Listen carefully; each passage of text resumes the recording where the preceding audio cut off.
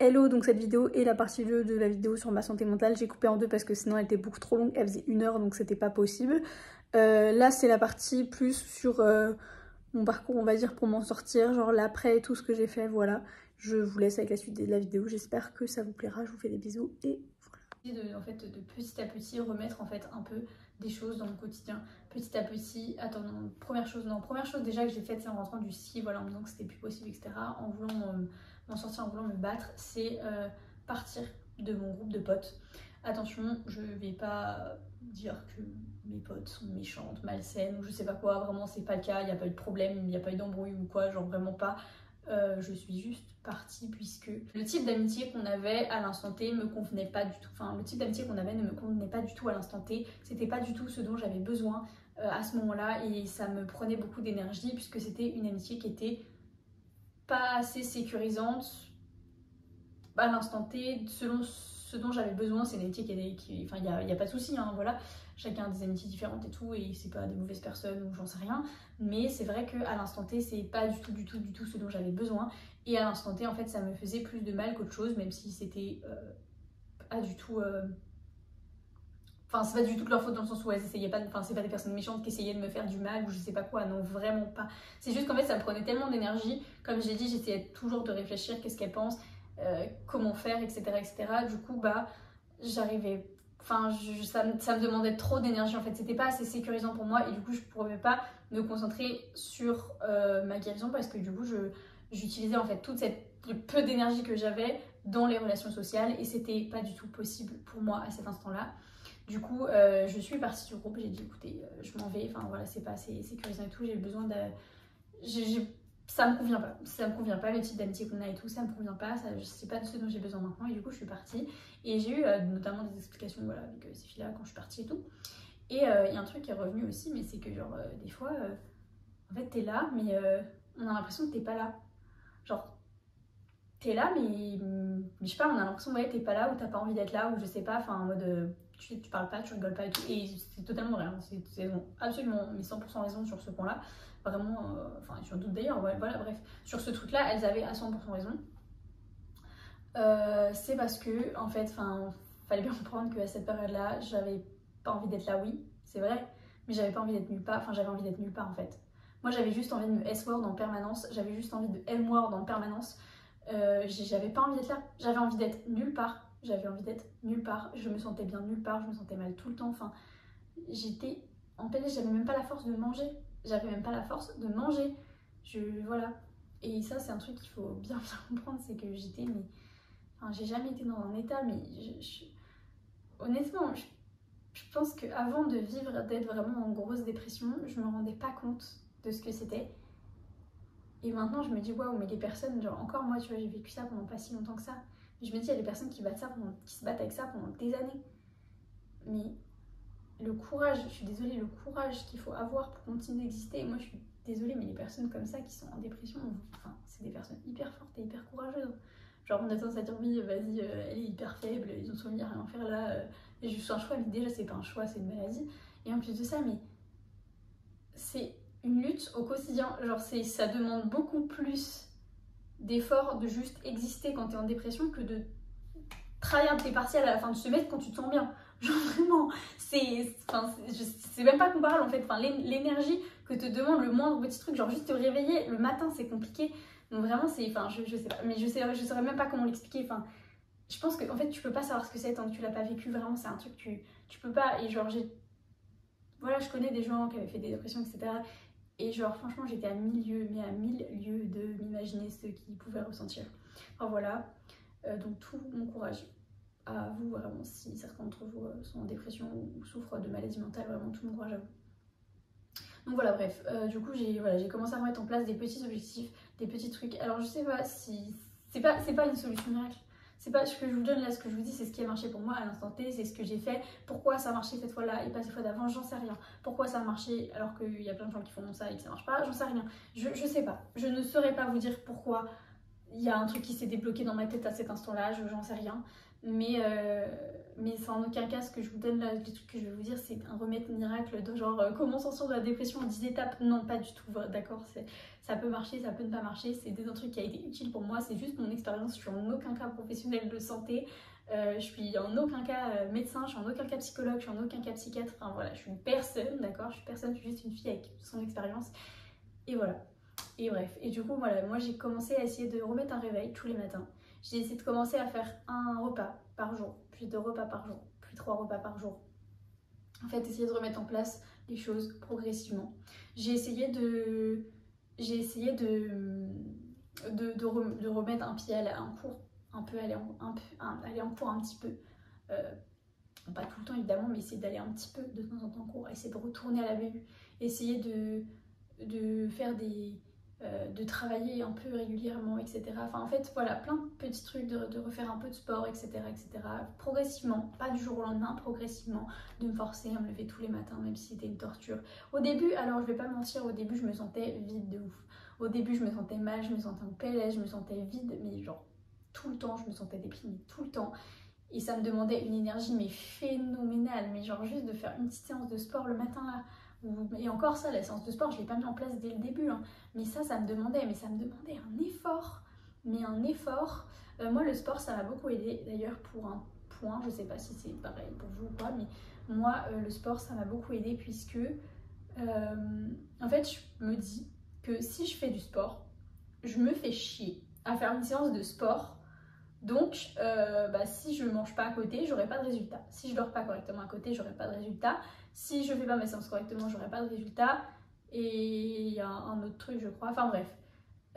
Si j'ai pas bien un rythme de vie, etc., je ferai pas de sport, donc j'aurai pas de résultat. Enfin voilà. En fait, ça tourne un peu autour de ça. Et du coup, le sport, et puis si je fais du sport, du coup, je suis sale. Enfin, donc je vais être obligée de me laver. Donc je vais être obligée de me laver les cheveux parce que je serai toute transpirante, je serai toute dégueulasse. Même si je suis douée, bien sûr, quand tu t'es pas lavé depuis 2 semaines, t'es dégueulasse. Mais là, je sais pas, Enfin, t'es sale d'un coup, entre guillemets, du coup, c'est plus flagrant. Enfin, je sais pas comment dire, genre, putain, t'as transpiré et tout, enfin bref. Et puis même, t'es actif, on va dire, donc c'est moins dur quand t'es actif d'aller à la douche que quand t'es genre là dans ton lit depuis des heures et que juste tu peux pas, quoi.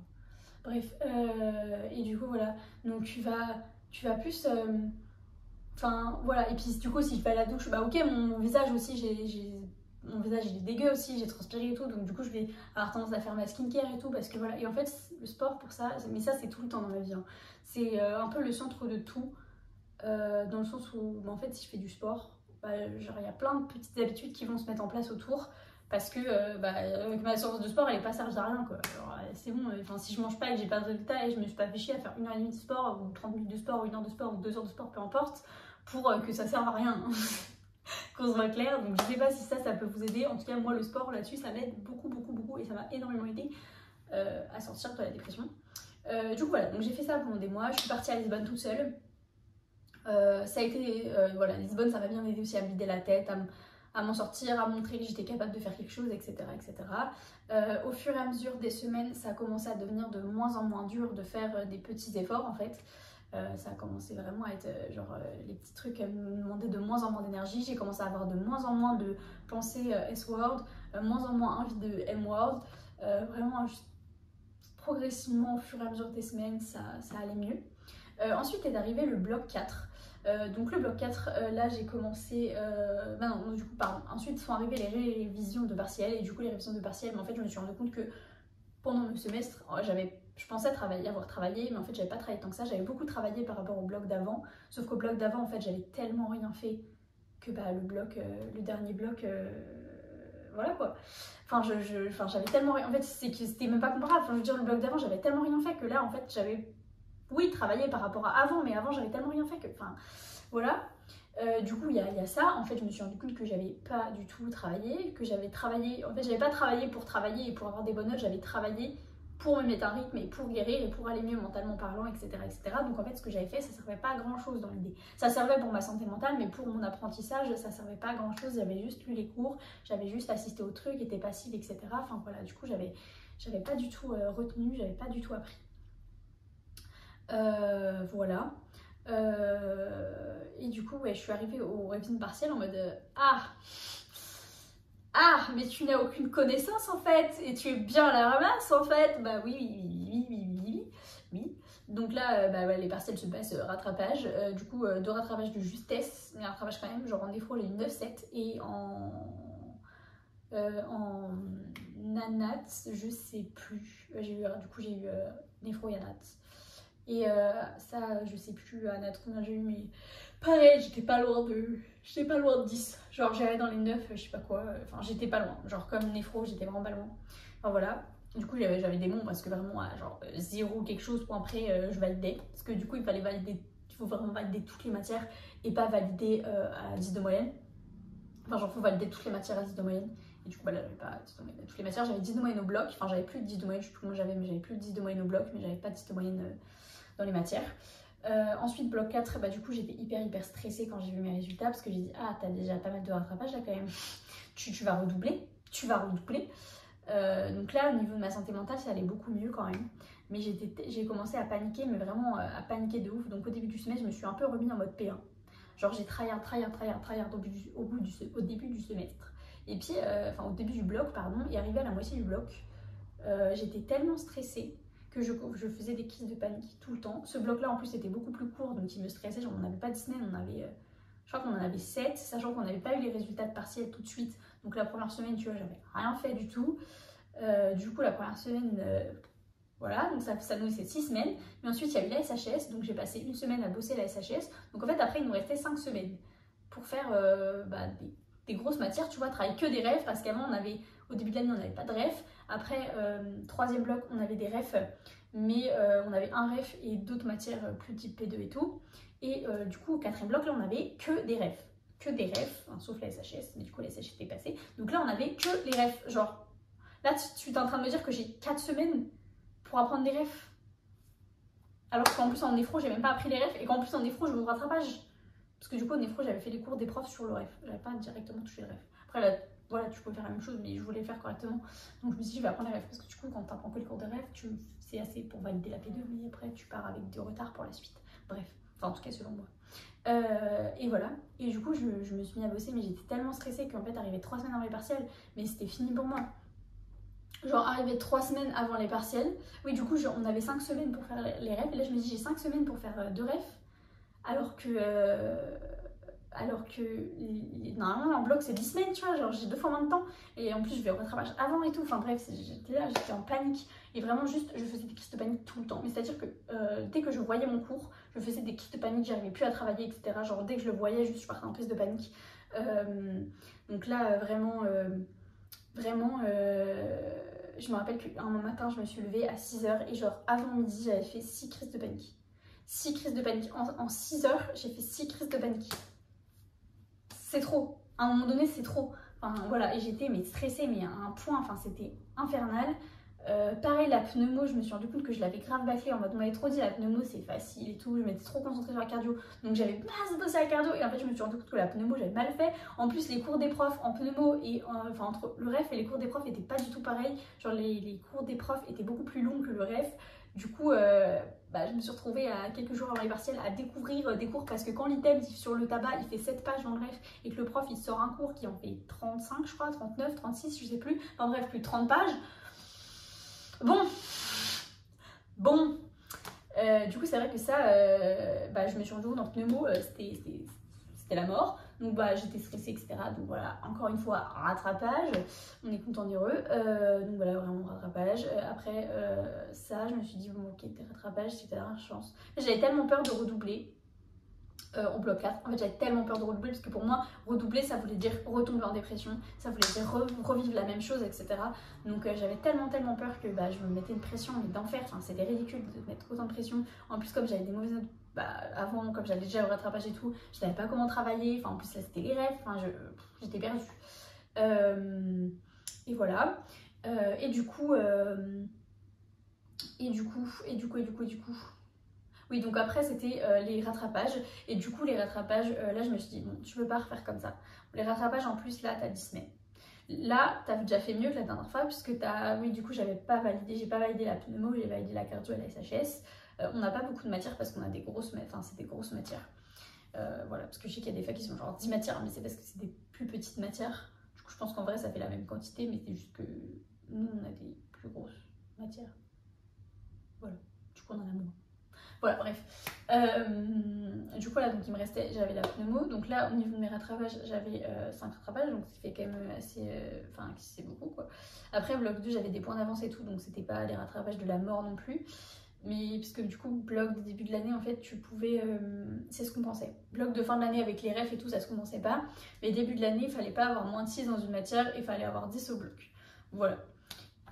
Du coup, moi j'avais déjà des points d'avance et tout, parce que du coup, si j'étais allée au rattrapage, c'était parce que je m'étais fait striker en hémato, parce que j'avais pas eu le temps de faire les mathos, donc j'avais eu j'avais complètement laissé de côté les mathos, genre je savais que j'allais au rattrapage, tu vois, et j'avais pas du tout revu les cours des mathos, et du coup, j'ai eu moins de 6 en hémato. C'est pour ça que je me suis tapé des rattrapages, mais dans l'idée, j'avais pas eu des notes dégueu dans les autres matières. Enfin, pas des bonnes notes, mais pas des notes dégueu dans les autres matières, donc j'avais pas des notes incroyables à avoir non plus au bloc 2. Au bloc 2 au rattrapage. Donc voilà, donc le rattrapage, je me suis dit, bon écoute, là, c'est un peu foutu pour foutu en fait. Genre là, il faut que tu travailles, tu vas travailler pendant tout l'été. Tu vas abandonner ton job étudiant, c'est ce que j'ai fait du coup, et tu vas travailler pendant tout l'été. Mais tu vas pas te prendre la tête comme au bloc 4. Tu vas pas te mettre la pression comme au bloc 4. Là, si tu foires, bah tu vas redoubler pour de bon, donc tu peux pas faire n'importe quoi. Du coup, tu vas essayer déjà de... Enfin, en fait, le but aussi des rattrapages, c'est certes de passer en D1, mais de bien passer en D1. De passer en D1 avec des bases solides, de passer en D1 avec des trucs que t'as pas, genre les trucs que t'as pas une méthode de travail, les trucs que t'as pas la différence entre... la balance entre vie personnelle et travail. Ça, tu l'as pas du tout, t'as fait de la merde toute l'année concrètement. Bon, à un temps normal, t'étais en dépression, j'ai envie de te dire, tu pouvais pas être au max de tes capacités. Donc voilà, parce que oui, clairement je suis arrivée là, je suis arrivée à la fin de l'année en PLS parce que j'avais passé 3 blocs sur 4 à être en dépression, slash à guérir de ma dépression quoi. Donc voilà. Et du coup bah là j'ai bossé, je me suis vraiment mis une balance, c'est-à-dire que j'allais à la BU tous les jours et tout, j'avais un rythme, mais en même temps le soir si je voulais sortir je sortais, si je voulais avoir des potes j'allais voir des potes, je me suis remis vraiment au sport parce que du coup pendant le bloc 4 j'étais tellement stressée que j'avais arrêté le sport. Enfin voilà, j'essayais vraiment d'avoir une vie en fait, une vraie balance entre les deux et en même temps de travailler hyper régulièrement, et j'ai travaillé hyper régulièrement pendant tout le bloc, enfin pendant toutes les vacances là, genre j'ai vraiment pas pris de vacances, 0 vacances. Et voilà, donc après on arrive au rattrapage.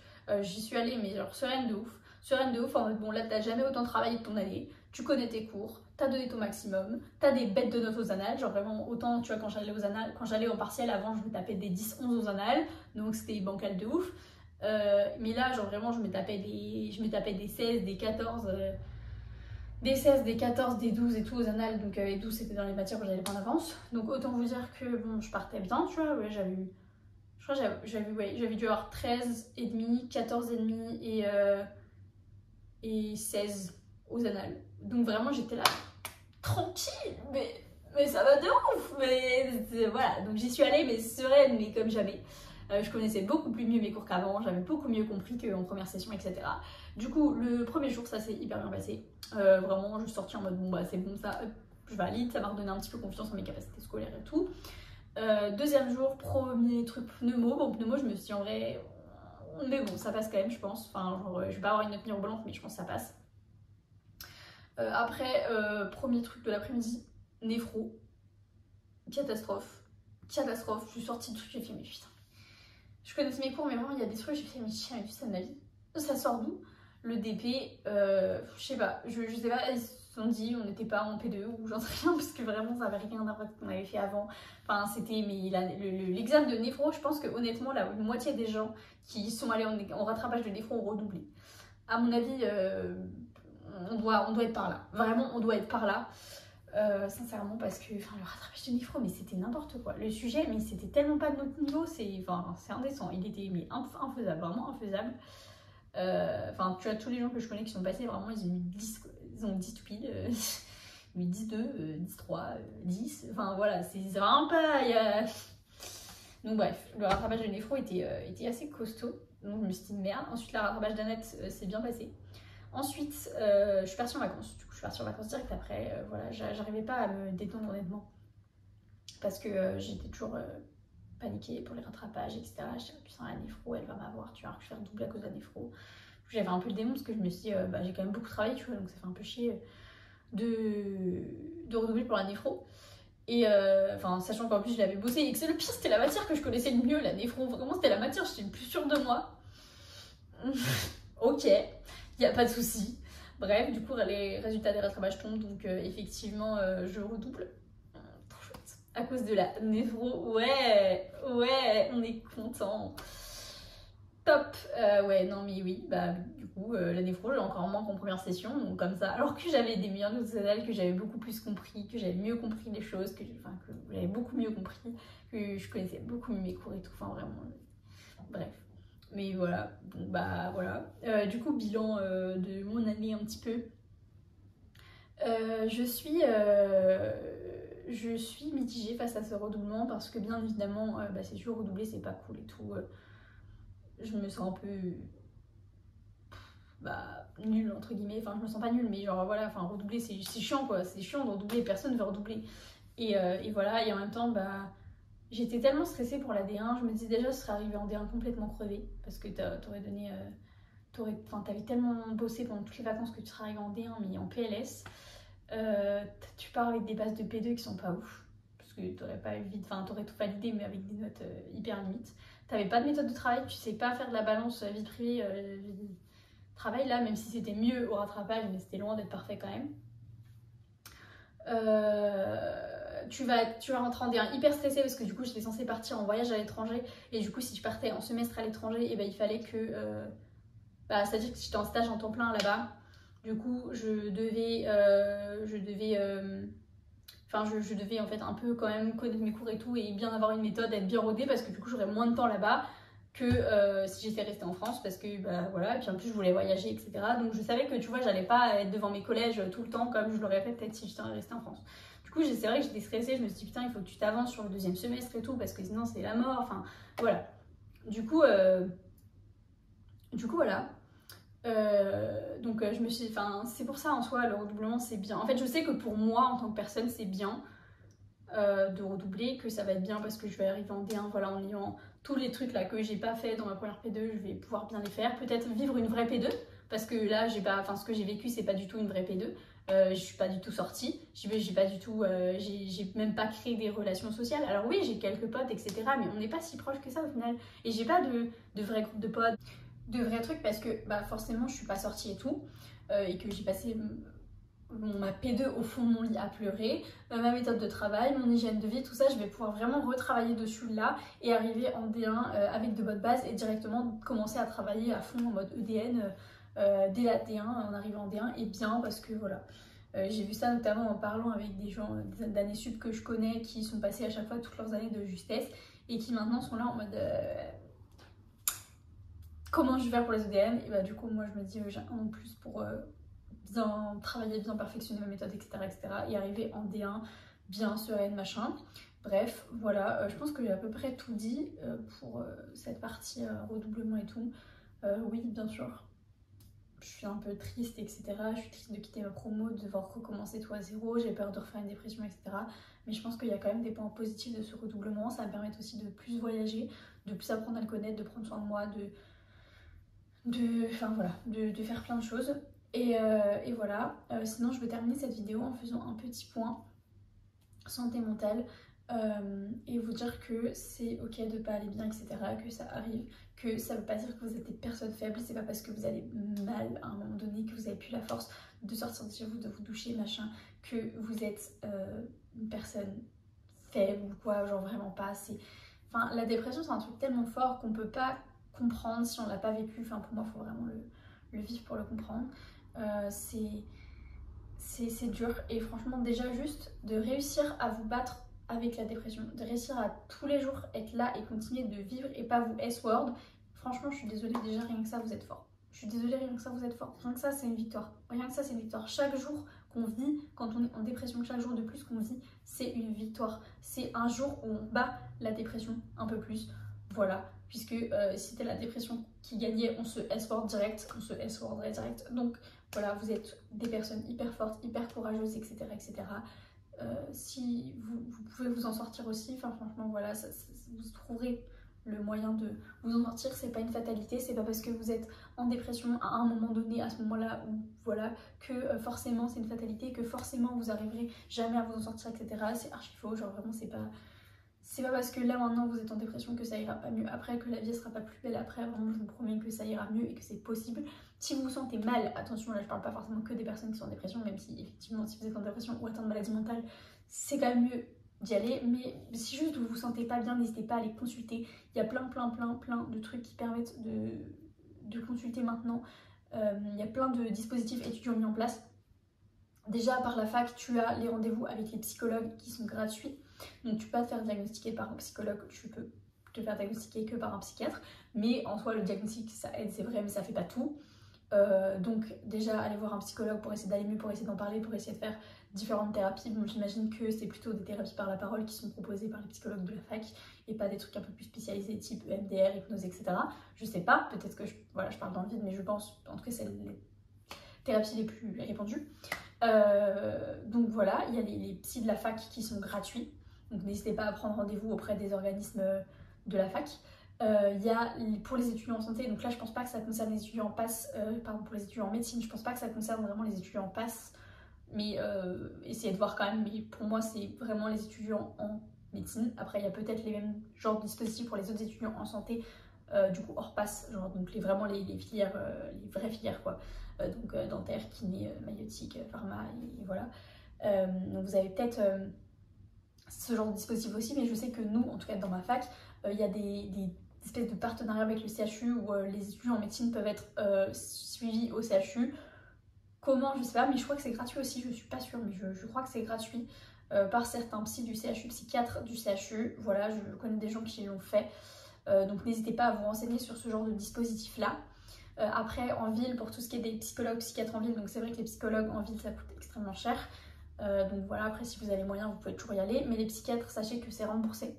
C'est remboursé par la Sécu. Donc si vous avez ah oui, les psychologues peuvent être remboursés par certaines mutuelles. Ça dépend voilà, des conditions, des mutuelles, etc. Mais ça peut. Et les psychiatres, par contre, c'est remboursé par la Sécu et ça peut être remboursé en plus par la mutuelle. Voilà, donc ça, c'est à prendre en compte aussi. Moi, par exemple, je payais 15 € de le psychiatre.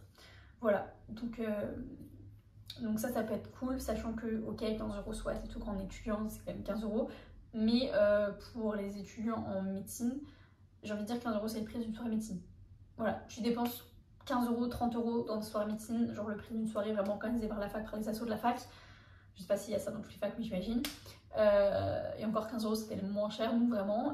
Donc tu peux faire une soirée en moins pour aller prendre soin de ta santé mentale, ce sera beaucoup plus utile, genre vraiment, ce sera beaucoup plus utile d'aller utiliser ces 15 € là pour aller chez le psy. Même si tu vas qu'une fois par mois, c'est déjà bien. Si vraiment tu te sens pas bien, si tu te sens pas bien, que tu sens que tu as besoin d'aide, etc., c'est pas un abus de faiblesse d'aller chez le psy, d'accord? C'est pas du tout un abus de faiblesse, vraiment pas.